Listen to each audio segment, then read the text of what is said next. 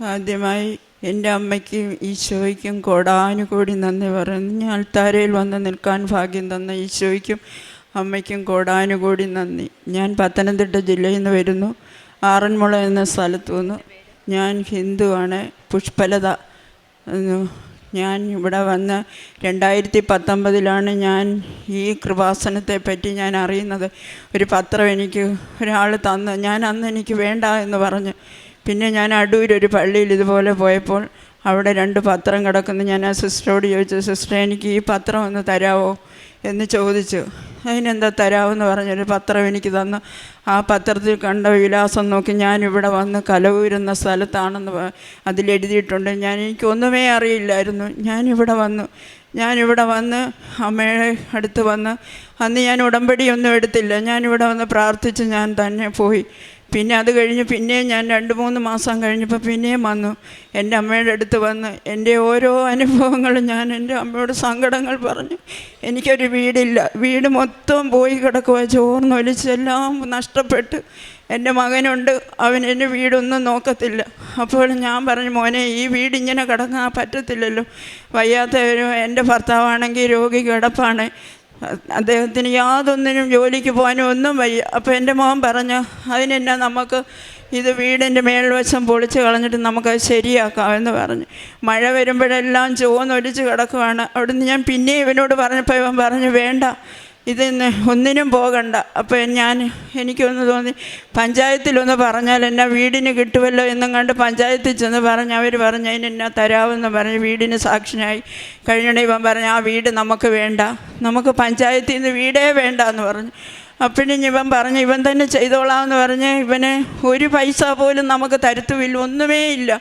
അപ്പോൾ ഇവനിങ്ങനെ പറഞ്ഞപ്പോൾ ഞാൻ എൻ്റെ വീടിന് വേണ്ടി പറഞ്ഞിട്ട് ഇവൻ പറഞ്ഞു വേണ്ട, നമുക്കത് വേണ്ടാന്ന് പറഞ്ഞു. പിന്നെ ഞാനിങ്ങനെ ഓർത്തിരുന്നപ്പോൾ ഞാൻ ഓർത്ത്, ഇത് പറ്റത്തില്ല, ഈ മനുഷ്യനെ കൊണ്ട് ഞാൻ എവിടെ പോകും എന്നിങ്ങനെ കണ്ട് ഞാൻ പഞ്ചായത്തിൽ ചെന്ന് പറഞ്ഞ് അവർ പറഞ്ഞു, നിങ്ങൾക്ക് വീടിന് അനുവദിച്ചത് ഇതുപോലെ നഷ്ടപ്പെട്ട് വേറൊരാൾക്ക് കൊടുത്തെന്ന് പറഞ്ഞു. ഞാൻ അവിടുന്ന് വന്ന് എൻ്റെ അമ്മയുടെ പത്രം എടുത്ത് എനിക്ക് ബുക്ക് കൊണ്ട് ആ പുസ്തകത്തിൽ പ്രാർത്ഥിച്ച് ഞാൻ പറഞ്ഞു, അമ്മേ മാതാവേ ഈശോയും അമ്മേ എനിക്ക് കയറിക്കിടക്കാനൊരു സ്ഥലം എനിക്ക് തരണേ, എനിക്ക് ഒന്നുമേ ഇല്ല, ആരുമില്ല എന്നെ സഹായിക്കാൻ എന്ന് പറഞ്ഞ് അവിടുന്ന് പിറ്റേ 2-3 ദിവസം കഴിഞ്ഞപ്പോൾ ആ മെമ്പർ വന്ന് പറഞ്ഞ്, അമ്മയ്ക്ക് വീട് അനുവദിച്ചിട്ടുണ്ട്, അമ്മ വന്ന് അതിന് വേണ്ടുന്ന എന്താണെന്ന് വെച്ചാൽ ചെയ്യാൻ പറഞ്ഞു. ഞാൻ അവിടുന്ന് ചെന്ന് എൻ്റെ വീടിനെ അനുവദിച്ച് ഞാൻ അമ്മയെ ആ അനുവദിച്ച ദിവസം തന്നെ ഞാൻ ഇവിടെ വന്ന് ഉടമ്പടി എടുത്ത് ഞാൻ അമ്മയ്ക്ക് വെച്ച് ആ 3 മാസം കൊണ്ട് എൻ്റെ വീടിൻ്റെ പണി എൻ്റെ ഈശോയും എൻ്റെ അമ്മമാതാവും കെട്ടിത്തറപ്പൊക്കി 4 ലക്ഷം രൂപയിലെ ഒരു പൈസ പോലും എൻ്റെ കയ്യിലില്ലായിരുന്നു. വാർപ്പ് നിരപ്പ് അതെല്ലാ സാധനവും നമ്മൾ ഇച്ചിരി മലയുടെ മണ്ടയ്ക്കാണ് താമസിക്കുന്നത്, അത് ബാക്കിയുള്ള പണിയൊന്നും ചെയ്യാൻ എൻ്റെ പൈസ ഇല്ല. അപ്പോൾ എൻ്റെ ഭർത്താവിന് രോഗശയ്യയിലായി 2 പ്രാവശ്യം വീണ് കോട്ടയം മെഡിക്കൽ കോളേജിലായിരുന്നു. അവിടുന്ന് ഞാൻ അദ്ദേഹത്തെയും കൊണ്ട് പോയി അവിടെ ഓപ്പറേഷൻ കഴിഞ്ഞ് വന്ന് എൻ്റെ മകൾ തിരുവല്ലയില്ല, ഞങ്ങൾ അവിടെ വന്ന് വീട്ടിൽ വെച്ച് അപ്പോൾ ഈ ഷെഡിനകത്ത് കൊണ്ട് അദ്ദേഹത്തെ കിടത്താൻ പറ്റത്തില്ല. അപ്പം ഞാൻ ഈ മോളുടെ അടുത്ത് പോയി താമസിച്ച് കഴിഞ്ഞ് ഞാൻ ഓർത്ത്, മാതാവേ അവിടുന്ന് എനിക്കൊരു ഭവനം തന്നിട്ടുണ്ട്, ഈ മനുഷ്യനെയും കൊണ്ട് ഞാൻ അവിടെ പോയി ജീവിക്കാൻ അദ്ദേഹത്തെ എനിക്ക് അവിടെ കൊണ്ട് എത്തിച്ച് തരണേന്ന് എൻ്റെ അമ്മയോട് ഞാൻ പ്രാർത്ഥിച്ചു. എൻ്റെ അമ്മ അവിടെ കൊണ്ടുവന്ന് കഴിഞ്ഞ് ഞാൻ ആ ഷെഡിനകത്ത് കിടക്കുന്ന വെള്ളമെല്ലാം ഒലിച്ച് കയറും. ഞാൻ എൻ്റെ വീട്ടിൽ ചെന്നിട്ട് ഞാൻ അവിടെ നിന്ന് എനിക്ക് തന്ന ഭവനത്തിൽ നിന്ന് ബാക്കി പണിയെല്ലാം കിടക്കുക, വാർത്തിട്ടതേ ഉള്ളൂ. ഞാൻ അവിടെ നിന്ന് നെഞ്ചത്തടിച്ച് കരഞ്ഞു, എൻ്റെ പരിശുദ്ധ അമ്മേ എനിക്ക് യാതൊരു നിവൃത്തിയില്ലേ, എൻ്റെ വീടിൻ്റെ പണി എനിക്ക് പൂർത്തീകരിക്കാൻ എനിക്കൊരു പൈസ പോലും ഇല്ലേ എന്ന് പറഞ്ഞു എൻ്റെ അമ്മയോട് സങ്കടപ്പെട്ട് കഴിഞ്ഞ് ഞാൻ ബാങ്കിൽ ചെന്ന് ഞാൻ പറഞ്ഞപ്പോൾ അവിടെ കടമുണ്ട്. ഞാൻ പറഞ്ഞു, സാറേ എനിക്ക് ഇച്ചിരി പൈസ തന്നേ പറ്റത്തുള്ളെന്ന് പറഞ്ഞു. എത്ര രൂപ വേണം നിങ്ങൾ അടയ്ക്കാനുണ്ടല്ലോ? ഞാൻ പറഞ്ഞു, ഞാൻ അടച്ചോളാം, കുറേശ്ശെ ഞാൻ അടച്ചോളാം, നിങ്ങൾക്ക് എത്ര രൂപ വേണം? ഞാൻ പറഞ്ഞു, മാതാവേ സാറേ എനിക്കൊരു 2 ലക്ഷം രൂപ തന്നാൽ മതിയെന്ന് പറഞ്ഞു. നിങ്ങൾക്ക് എന്തിനാന്ന് ചോദിച്ചു. ഞാൻ പറഞ്ഞു, എൻ്റെ വീടിൻ്റെ പണി പൂർത്തീകരിക്കാനാ. ആ 2 ലക്ഷം രൂപ മതിയോ എന്ന് എന്നോട് ചോദിച്ചു. ഞാൻ പറഞ്ഞു, എനിക്ക് 2 ലക്ഷം രൂപ മതി, കാര്യം എനിക്ക് അടയ്ക്കാൻ നിവൃത്തിയില്ല. അപ്പോൾ പറഞ്ഞു, ശരി തരാമെന്നും പറഞ്ഞാൽ 2 ലക്ഷം രൂപയും കൊണ്ട് വന്ന് ബാക്കിയുള്ള പണി പൂർത്തീകരിച്ച് എൻ്റെ മാതാവ് ഈശോയും എനിക്ക് ഇത്രയേറെ നന്ദി തന്ന എൻ്റെ ഈശോയ്ക്കും അമ്മയ്ക്കും കോടാനുകോടി നന്ദി. എത്ര സ്തുതിച്ചാലും മതി വരില്ല. ഞാനിന്ന് അതിനകത്താണ് താമസിക്കുന്നത്. പിന്നെ എനിക്ക് എൻ്റെ കുഴി വെള്ളം കിണറ്റിലുണ്ടായിരുന്നു. എല്ലാ ഉണക്ക സമയത്തും വെള്ളം പറ്റിപ്പോവും. എൻ്റെ മാതാവേ, ഞാൻ ഉപ്പ് കൊണ്ടുവന്ന് വെഞ്ചരിച്ച ഉപ്പ് വിശ്വാസ പ്രമാണം ചൊല്ലി ഞാൻ ആ കിണറ്റിലിട്ട് ഇന്ന് ഞാൻ കോരിക്കൂടി, ഇന്ന് ഞാൻ മോട്ടർ അടിച്ച വെള്ളം രാവിലെ എൻ്റെ ആവശ്യത്തിനെടുത്ത് ഇഷ്ടം പോലെ എനിക്ക് വെള്ളം എൻ്റെ മാതാവ് തന്നു. എനിക്ക് കയറി കിടക്കാൻ എല്ലാവരും ആ ഇടയിൽ എല്ലാവരും പറയുന്നത്, നീ എങ്ങനെ വീട് വെച്ചു, നീ എങ്ങനെ തന്നു? ഞാൻ അപ്പോഴും പറഞ്ഞു, എൻ്റെ അമ്മ മാതാവ് ഈശോയും എനിക്ക് തന്നേ, എനിക്കല്ലാതെ ആരുമില്ല. എൻ്റെ മോൾ എന്നോട് പറഞ്ഞു, അമ്മ എങ്ങനെ ഇത് വെച്ച്? അപ്പോഴും ഞാൻ പറഞ്ഞു, ഈശോയും അമ്മയാണ് എനിക്ക് തന്നത്. ഇന്ന് ഞാൻ അവിടെ എന്നെ 5:30 ആകുന്നുണ്ടെങ്കിൽ ഇന്ന് ഞാൻ എൻ്റെ ഭർത്താവിനെ വിളിക്കും. ഞാനൊരു ഹിന്ദുവാണ്, എന്നാലും എൻ്റെ ഭർത്താവിനെ വിളിക്കും, എടി പ്രാർത്ഥിക്കുന്നില്ലയോ? ഞാൻ എണ്ണീറ്റ് പ്രാർത്ഥിച്ച് വിശ്വാസ പ്രമാണം ചൊല്ലി എന്ന് ഞാൻ ഇന്ന് ഞാൻ ആ പ്രാർത്ഥന മുടക്കിയിട്ടില്ല. ഇനി എൻ്റെ ജീവിതകാലം മുഴുവനും എൻ്റെ അമ്മ ഈശോയെ മാത്രമേ എനിക്ക് ആശ്രയമുള്ളൂ. പിന്നെ എൻ്റെ മോടെ തലയിൽ ഭയങ്കര ഉയരത്തിൽ നിന്ന് ഒരു തേങ്ങ വന്ന് എൻ്റെ കുഞ്ഞിൻ്റെ തലയുടെ ഉച്ചയ്ക്ക് വന്ന് വീണ്. ഞാൻ പോലും അറിഞ്ഞില്ല. എന്നോട് പറയാതെ ഒരു കോട്ടയം മെഡിക്കൽ കോളേജിൽ കൊണ്ടുപോയി. ഞാനിവളെ വിളിച്ചെണ്ണ പറഞ്ഞു, അവളെ ആശുപത്രി കൊണ്ട്. കുഞ്ഞ് പറഞ്ഞു, അമ്മയെ ആശുപത്രിക്ക്. ഞാൻ ചോദിച്ചു, എന്താ മോനെ? അമ്മയുടെ തലയിലൊരു തേങ്ങ വീണെന്ന് പറഞ്ഞു. ഞാൻ പറഞ്ഞു, എൻ്റെ ദൈവമേ, ഇനി എന്ത് ചെയ്യും? ഞാൻ കൈയും കാലും മുഖവും കഴിച്ച് ഞാൻ എൻ്റെ മാതാവിൻ്റെ അടുത്ത് നിന്ന് മുട്ടുകുത്തി പ്രാർത്ഥിച്ചു, പരിശുദ്ധ അമ്മേ, അവയ്ക്ക് 2 കുഞ്ഞുങ്ങളുണ്ട്, എനിക്ക് ഒറ്റ മോളെ ഉള്ളേ, മാതാവേ നീ കാത്തോണേ, നീ കൂടെ പോണേ, എൻ്റെ കുഞ്ഞിനൊന്നും വരല്ലേ എന്ന് ഞാൻ പ്രാർത്ഥിച്ചു.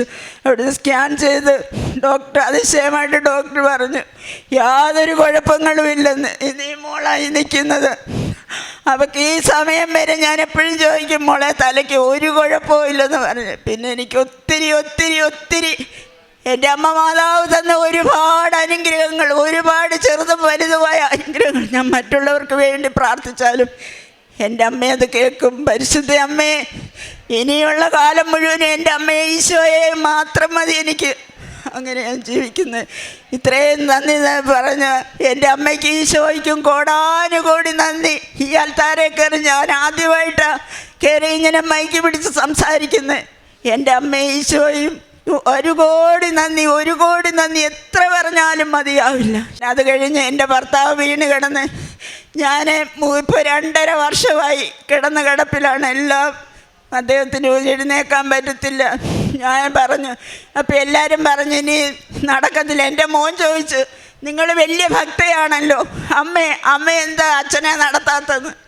ഞാൻ എൻ്റെ അമ്മയുടെ വെഞ്ചരിച്ച ഉപ്പും തൈലവും എന്ന് ഞാൻ എൻ്റെ ഭർത്താവിൻ്റെ കാലെ പുരട്ടുമായിരുന്നു. ഇപ്പം അദ്ദേഹം തന്നെ എഴുന്നേറ്റ് നടക്കും. എൻ്റെ അമ്മയെ ഈശോയെ 1000 കോടാനുകോടി നന്ദി. അദ്ദേഹം നടക്കുന്നുണ്ട്. പരിശുദ്ധ അമ്മയ്ക്ക് ഈശോയ്ക്ക് 1 കോടി നന്ദി. 1 കോടി എത്ര സ്തുതിച്ചാലും മതി വരില്ലേ. പിന്നെ കാരുണ്യ പ്രവൃത്തി എന്ന് പറയുന്നത്, പ്രായമായി ഞാൻ എൻ്റെ ഭർത്താവിനെ ഇതെല്ലാം നോക്കിയിട്ട് ഞാൻ ഒന്നിനും പോയിട്ടില്ല. പക്ഷേങ്കിൽ എന്നോട് എവിടെ വെച്ച് ഒരച്ഛനും അമ്മയും പ്രായമുള്ളവരാരെനിക്ക് വിശന്നെന്ന് പറഞ്ഞാലും മോളെ എനിക്ക് തരാൻ പറഞ്ഞ് ഞാൻ 10 രൂപ വെച്ചാൽ 100 രൂപ കൊടുക്കും. എൻ്റെ കയ്യിലില്ല കൊടുക്കാൻ, എന്നാലും ഞാൻ കൊടുക്കും. അത്രയും എനിക്ക് ഞാൻ കൊടുത്തിട്ടുണ്ട്. ഭക്ഷണവും വാങ്ങിച്ചു കൊടുത്തു.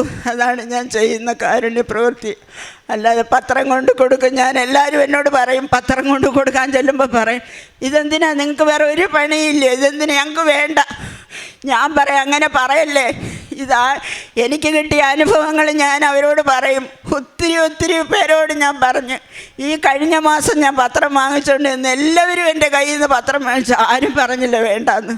ഞാൻ ഇത്രയും നന്ദി എനിക്ക് തന്ന ഈശോയ്ക്കും അമ്മയ്ക്കും 1 കോടി നന്ദി. എത്ര സ്തുതിച്ചാലും മതി വരില്ല. ആത്മീയ ജീവിതം ഞാൻ 5:30 ആകുമ്പോൾ എൻ്റെ ഭർത്താവ് വിളിച്ച് ഞാൻ പ്രാർത്ഥിക്കും. സന്ധ്യാപ്രാർത്ഥനയുണ്ട്. അതിതുവരെ മുടങ്ങിയിട്ടില്ല. ചില ദിവസം ഇച്ചിരി താമസിക്കും. എന്നാലും ഞാൻ ഈശോയോടും അമ്മയോടും പറയും, അമ്മേ, ഞാൻ ഇത്രയും ഒരു ചെറിയ പണിയുണ്ട് എനിക്ക്, ഞാൻ അതിനും പോയിട്ട് വന്ന് വീട്ടിലെ ജോലി അദ്ദേഹത്തെ ശുശ്രൂഷിച്ചു. അമ്മേ, ഞാൻ എൻ്റെ ക്ഷീണം കൊണ്ട് ഉറങ്ങിപ്പോയത് അമ്മേനോട് ക്ഷമിക്കണേ എന്ന് പറയും. എന്നാലും ഞാൻ എല്ലാ ദിവസവും ഞാൻ മുടങ്ങാതില്ല പ്രാർത്ഥിക്കും. എൻ്റെ ഈശോയ്ക്കും അമ്മയ്ക്കും നന്ദി. ബൈബിളിൽ ഞാൻ വായിക്കും, ജപമാല മുട്ടുമേൽ നിന്ന് പ്രാർത്ഥിക്കും. എനിക്ക് കാല് മടക്കത്തില്ലായിരുന്നു. ഞാൻ ആ മുട്ടുകാലയിൽ നിന്ന് ആ ജപമാല തീരുന്നിടം വരെ ഞാൻ പ്രാർത്ഥിക്കും. ഇത്രയാണ് ഞാൻ ചെയ്യുന്നത്. എൻ്റെ മാതാവേ, ഈശോയ്ക്കും കോടാനുകോടി നന്ദി. ഞാൻ നിങ്ങളെ അനാഥരായി വിടുകയില്ല, ഞാൻ നിങ്ങളുടെ അടുത്തേക്ക് വരും. യോഹന്നാൻ്റെ സുവിശേഷം 14-ാം അധ്യായം 18-ാം വചനമാണ്. ദൈവത്തിൻ്റെ സാന്നിധ്യം എന്നും എപ്പോഴും ഉടമ്പടി മക്കളുടെ ജീവിതത്തിലുണ്ടാകും. പരിശുദ്ധ അമ്മ, കൃപാസനം അമ്മ ആത്മീയതയുടെ ഒരു നിറവിടമാണ്. ഈശോ നമ്മെ അനാഥരാക്കി വിടുന്നില്ല എന്നത് പലപ്പോഴും കൃപാസനം അമ്മയുടെ ഇടപെടലിലൂടെയാണ് നമുക്ക് അനുഭവ സാക്ഷ്യങ്ങളിൽ നിന്നാണ് മനസ്സിലാകാൻ സാധിക്കുന്നത്. ഉടമ്പടിയിലൂടെ അസാധ്യമായ കാര്യങ്ങൾക്ക് പരിഹാരം കാണുകയും രോഗസൗഖ്യവും കുടുംബസമാധാനവും ഭവനമില്ലായ്മയിൽ നിന്ന് ഭവനവും പരിശുദ്ധ അമ്മ നമ്മളോടൊപ്പം നമ്മുടെ കൂടെ നിന്ന് പ്രാർത്ഥിക്കുന്നത് കൊണ്ട് പരിശുദ്ധ അമ്മയുടെ മധ്യസ്ഥതയിലാണ് നമ്മൾക്ക് ഓരോ കാര്യങ്ങളും നിയോഗങ്ങളും സമർപ്പിച്ച് പ്രാർത്ഥിക്കുമ്പോൾ പരിശുദ്ധ അമ്മ ഇടപെട്ട് ഈശോയിൽ നിന്നും മേടിച്ചു തരുന്നതാണ്. മരിയൻ ഉടമ്പടി നമ്മൾ ദൈവത്തോട് ചേർന്ന് ജീവിക്കുന്നു. ആ ജീവിതത്തിൽ കൃപാസനം അമ്മയാണ് നമ്മുടെ കരം പിടിച്ച് ഈശോയിലേക്ക് നയിക്കുന്നത്. ഏത് പ്രതിസന്ധി ആയാലും ജീവിത പ്രശ്നങ്ങളായാലും അമ്മയാണ് നമ്മുടെ കൂടെയുള്ളത്. ഉടമ്പടിയിൽ നാം ദൈവത്തോട് ചേർന്ന് ജീവിക്കുന്നു. നമ്മെ ഉപേക്ഷിക്കാത്ത ഒരു ദൈവമാണ് നമ്മുടെ കൂടെയുള്ളത്. നമ്മെ സംരക്ഷിക്കുന്ന ഒരമ്മയാണ് നമ്മുടെ കൂടെയുള്ളത്. ആ അമ്മയാണ് ഉടമ്പടി മക്കളുടെ ദൈവസാന്നിധ്യം അനുഭവിക്കാൻ നമ്മളെ സഹായിക്കുന്നത്. നമ്മൾ കേട്ട സാക്ഷ്യം പുഷ്പലത എന്ന സഹോദരിയുടെ സാക്ഷ്യമാണ്. ഈശോയിലും അമ്മയിലും ചേർന്ന് ദീപിക്കുമ്പോൾ നമുക്കുമൊന്നും ഭയപ്പെടേണ്ട ആവശ്യമില്ല. എല്ലാം നടത്തി തരുന്ന ദൈവമാണ് നമ്മുടെ കൂടെയുള്ളത്. ഉടമ്പടി മക്കൾ ദൈവസാന്നിധ്യം അനുഭവിക്കുന്ന മക്കളാണ്. നമ്മുടെ ജീവിതത്തിൽ വിശ്വസിച്ച് അമ്മ മാതാവിൻ്റെ കൃപാസനം അമ്മയുടെ വഴികളിലൂടെ നടന്നാൽ ജീവിതത്തിൽ എന്ത് പ്രശ്നം വന്നാലും നമ്മൾ അനാഥരാവില്ല. നമ്മുടെ കൂടെ ദൈവമുണ്ട്. മരിയൻ ഉടമ്പടി വിശ്വസ്തരായി നിലനിൽക്കുവാൻ, കൃപയിൽ നിലനിൽക്കുവാൻ നമുക്ക് പ്രാർത്ഥിക്കാം.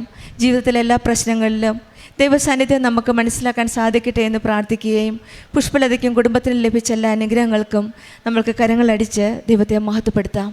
യേശുവേ നന്ദി, യേശുവേ സ്തുതി, ആവേ മരിയ. അത്യപൂർവ ദൈവാനുഭവങ്ങൾ ഇനി നിങ്ങൾക്കും സ്വന്തം. ഈ യൂട്യൂബ് ചാനൽ ഇതുവരെ സബ്സ്ക്രൈബ് ചെയ്തിട്ടില്ലെങ്കിൽ ഇപ്പോൾ തന്നെ സബ്സ്ക്രൈബ് ചെയ്യുക. ഈ വീഡിയോ ഇപ്പോൾ തന്നെ നിങ്ങളുടെ സുഹൃത്തുക്കൾക്ക് ഷെയർ ചെയ്തുകൊണ്ട് കർത്താവിൻ്റെ പ്രേക്ഷിതരാകുക.